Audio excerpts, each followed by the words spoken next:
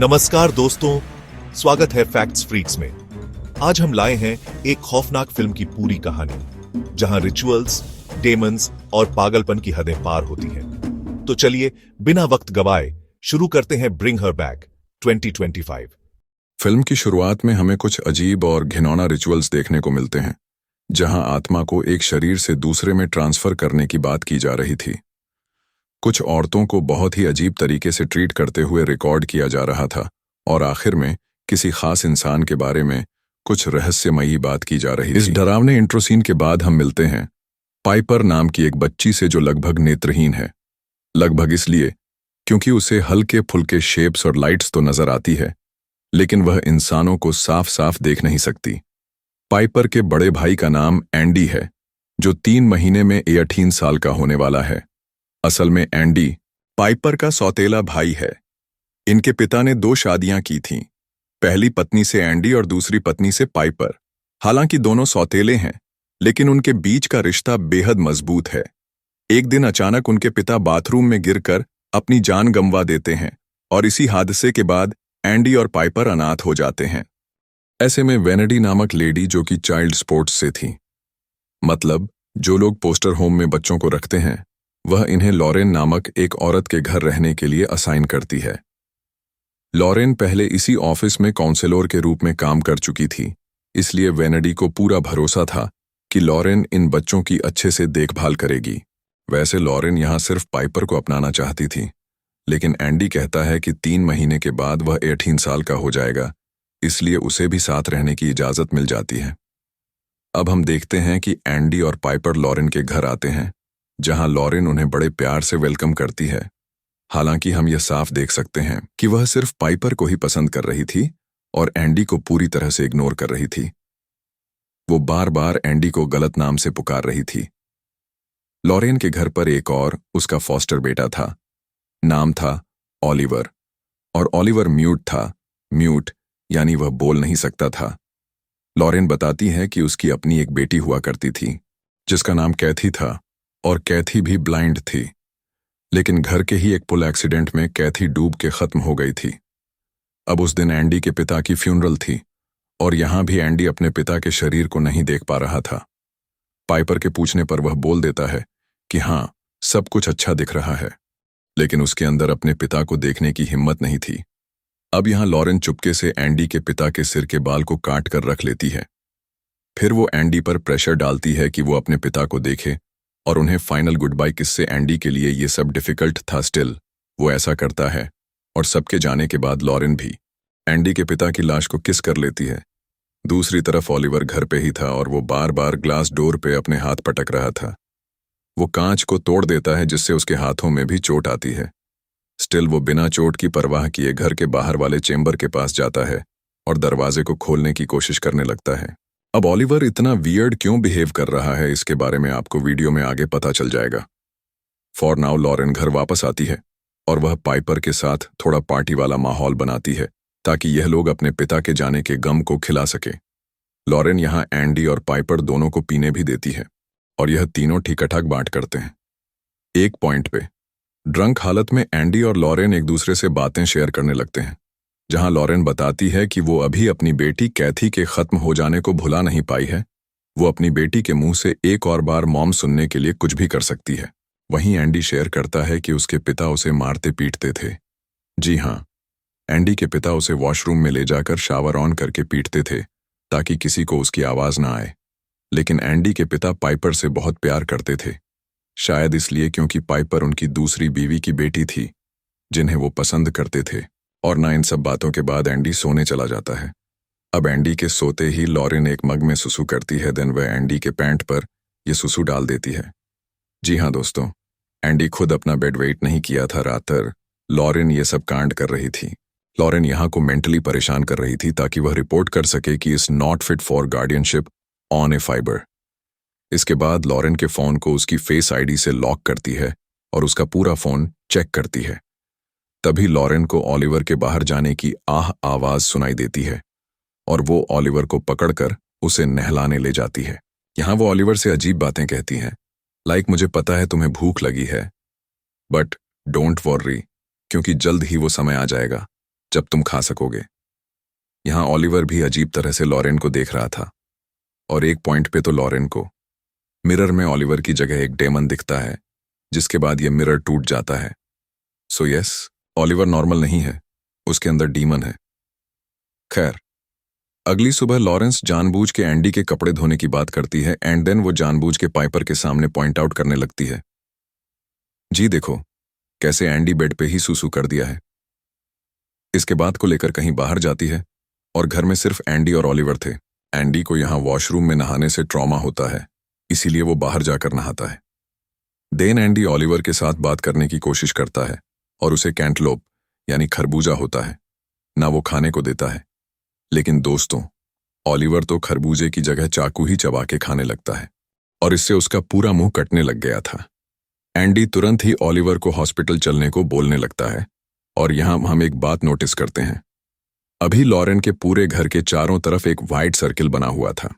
अब जैसे ही Andy Oliver को इस वाइट सर्किल के पास लाता है, ऑलिवर अजीब तरह से रिएक्ट करते हुए चिल्लाने लगता है और इससे पहले कि एंडी ऑलिवर को सर्किल एरिया से बाहर ले जाए, लॉरेन और पाइपर वापस आ जाते हैं।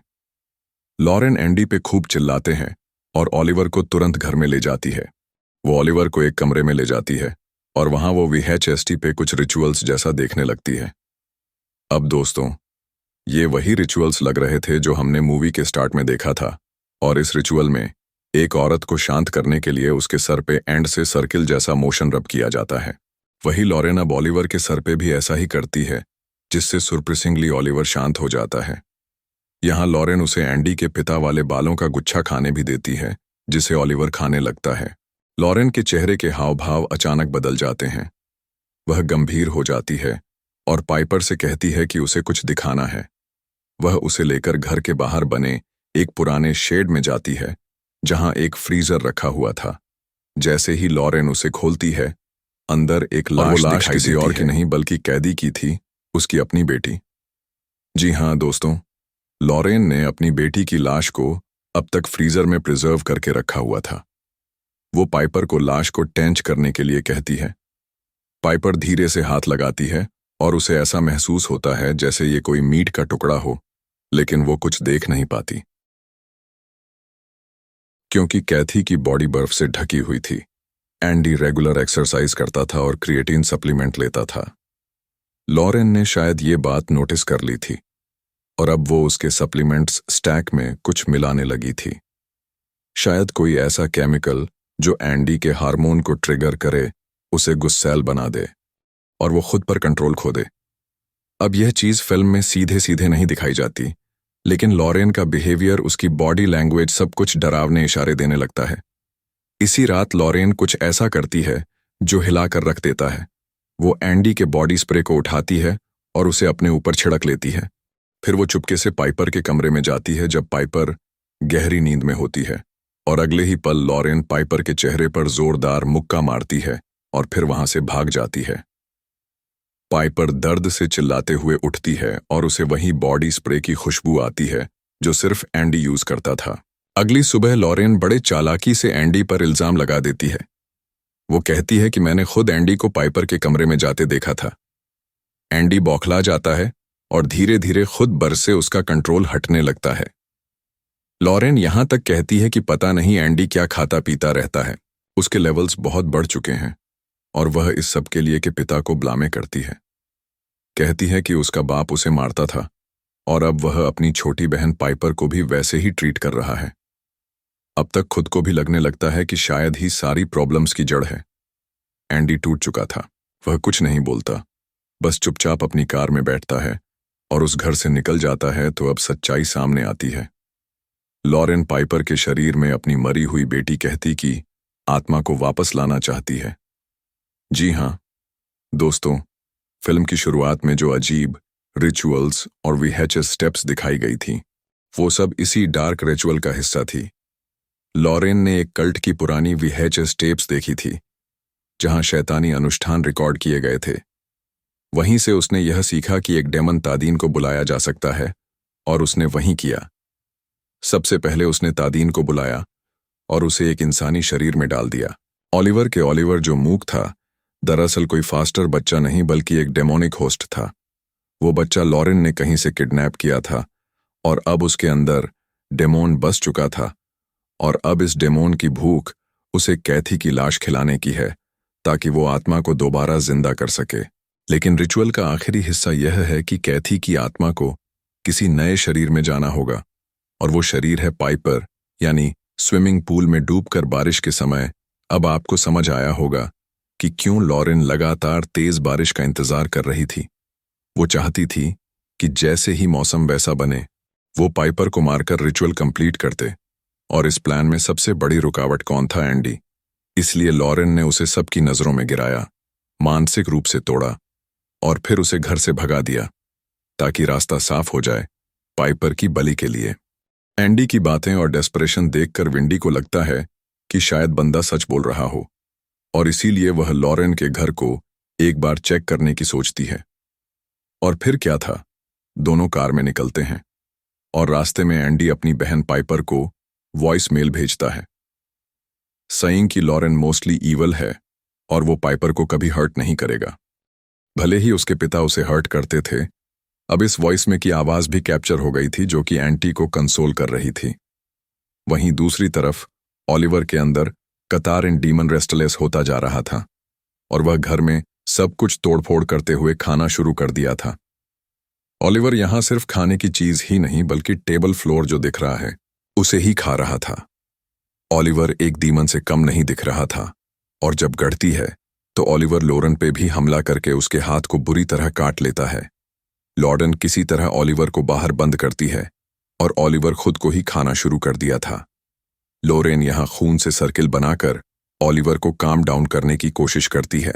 अभी खराब बात यह होती है दोस्तों की पाइपर की के पास थी और वो वॉइस नोट सुनकर समझ जाती है कि विंडी और एंडी दोनों यहां आ रहे हैं। ऐसे में वो तुरंत पूरे घर को क्लीन कर देती है और जब विंडी यहां आती है तो वो सब कुछ एकदम नॉर्मल पाती है, लेकिन तभी नोटिस करती है कि लॉरेन के हाथ से खून बह रहा था। मतलब कांटा था ना ओलिवर वहीं से, और वेंडी इस बारे में उससे पूछती है। अब लॉरेन के पास इसका कोई जवाब नहीं होता और वो एकदम से अपना कंट्रोल खोते हुए चिल्लाने लगती है कि उसे कैसे भी अपनी बेटी खेती को जिंदा करना है। इस पॉइंट पे समझ जाती है कि लॉरेन वाकई में मेंटली अनस्टेबल है और वह बाहर भागती है। बाहर एंडी और वैंडी को एक शेड दिखता है जिसके अंदर कैथी की लाश पड़ी थी और ओलिवर इस लाश को खाने लग गया था। यह देखकर वैंडी वहां से भागने की कोशिश करती है, लेकिन तभी लॉरेन अपनी कार से दोनों को टक्कर मार देती है। इस टक्कर में वैंडी तो तुरंत ही खत्म हो जाती है और एंडी बुरी तरह से चोटिल होकर वहीं गिर जाता है। लॉरेन कार से बाहर आकर एंडी को पास ही के एक वाटर पैडल में डुबोकर मार देती है। इसके बाद लॉरेन पाइपर को वापस घर ले आती है। इस पॉइंट पर ओलिवर ने एंडी को भी थोड़ा खा लिया था और इसलिए वो एंडी की आवाज में बोलकर पाइपर को अपनी ओर बुलाता है। पाइपर ओलिवर को छूकर समझ जाती है कि यह एंडी नहीं है और उसे शक हो जाता है। शक इसलिए क्योंकि लॉरेन ने बताया था कि ओलिवर के लाल घुंघराले बाल हैं, लेकिन जब पाइपर ने उसके सिर को छुआ तो वहां बाल थे ही नहीं। ऐसे में पाइपर तुरंत भागती है और खुद को एक बाथरूम में बंद कर लेती है। लॉरेन चिल्ला चिल्ला कर पाइपर को बाहर बुलाती है, लेकिन पाइपर बाहर नहीं जाती। अब पाइपर फील करती है कि बाथरूम में एंडी की लाश है। जी हां दोस्तों, इससे पाइपर टूट जाती है और उसी वक्त लॉरेन बाथरूम का दरवाजा तोड़कर अंदर घुस जाती है। इस पॉइंट पर लॉरेन फाइनली अपना इविल प्लान बताती है और क्लियरली कह देती है कि वो पाइपर को डुबोकर मारना चाहती है। यह सुनकर पाइपर भागने की कोशिश करती है, लेकिन वो देख नहीं सकती थी, तो वो दीवार से टकराकर बेहोश हो जाती है। इसके बाद लॉरेन पाइपर को घसीटकर पूल में ले जाती है और उसे डुबोना शुरू करती है। डूबते हुए पाइपर को होश आता है और वह किसी तरह पानी से ऊपर आती है और मम चिल्लाते हैं, मम यानी मॉम और मॉम। सुनकर लॉरेन को ऐसा लगता है जैसे पाइपर उसी से बोल रही है। इस मोमेंट में लॉरेन फ्रीज कर जाती है। मतलब उसे शायद एहसास हो जाता है कि वह कितना गलत कर रही थी, या फिर उसके अंदर ममता की भावना जाग जाती है जिससे वह रुक जाती है। इसी छोटे से मोमेंट का फायदा उठाकर पाइपर पूल से बाहर निकलती है और गिरते पड़ते वहां से भागती है। वहीं लॉरेन अपनी बेटी की आंधी खाई हुई लाश को पूल में लेकर आती है। ओलिवर जिसके अंदर है और जिसका रियल नाम कार्नर बर्ड है, वो रिचुअल के लिए तैयार था, लेकिन पाइपर के भागने से वो भी उसके पीछे भागता है। पाइपर भागते हुए रोड तक पहुंचती है, जहां एक कार वाला कपल उसे रेस्क्यू करता है। वहीं भी घर के व्हाइट सर्किल से बाहर निकलता है, जिससे उसके अंदर का डेमन निकल जाता है। अब जो कपल पाइपर को रेस्क्यू करता है वो पुलिस को इन्फॉर्म करते हैं और पुलिस उस एरिया में पहुंचती है। पुलिस वहां कार्नर बर्ड को रेस्क्यू करती है, जो काफी ज्यादा इंजर्ड था। लेकिन हाँ, एट लिस्ट अब वो नॉर्मल हो चुका था। फिर पुलिस लोरेन के घर जाती है, जहां लोरेन अपनी बेटी की आंधी खाई हुई लाश को लेकर पूल में बैठी होती है। पुलिस वहां लोरेन को घेर लेती है और फिल्म यहीं पर खत्म हो जाती है।